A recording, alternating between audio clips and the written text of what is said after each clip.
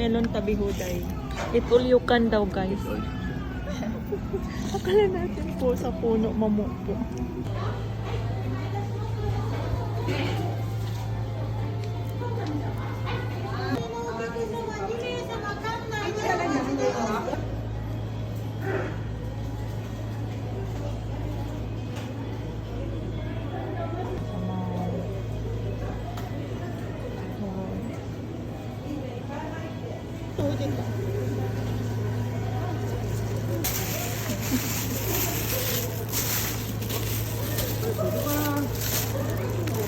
Kabili na po balot. Mas masarap daw matigas. Nagsabi nung lahat. Natawa lang ako. Ayan? Kasi galing daw yun yung manashi. Ito yung kinuha mo? Oo.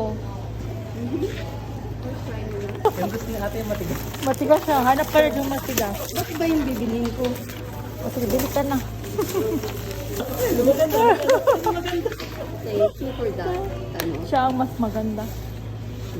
Ang sponsor. Well, actually, sa peach, the more na mas malaki, the more na mas malaki.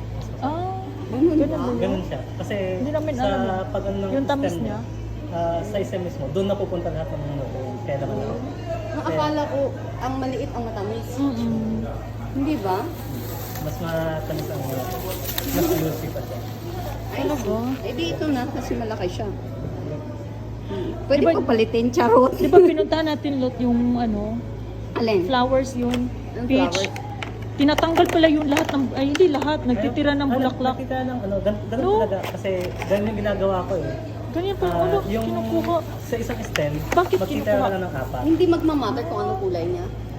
Hindi siya mag-matter talaga. Kasi kaya Ito? nagiging red lang siya pag Naarawan. Ah. Pero pag hindi, Pero yung ano niya, ang Mas masarap test niya, inaarawan. same as ano. same lang sila actually. Pero dahil nasabi ko, mas matamis yung mas matamis. Mas masarap ang malaki. Malaki, matamis. Yan, matamis. Mas, Nagulat nga ako, first time ko nakita ang ganito kalaking mas mangga. malaki pa ate yung mangga dati. Talaga? Sing ang ichimang. Ang isa. Grabe naman yung kalaki.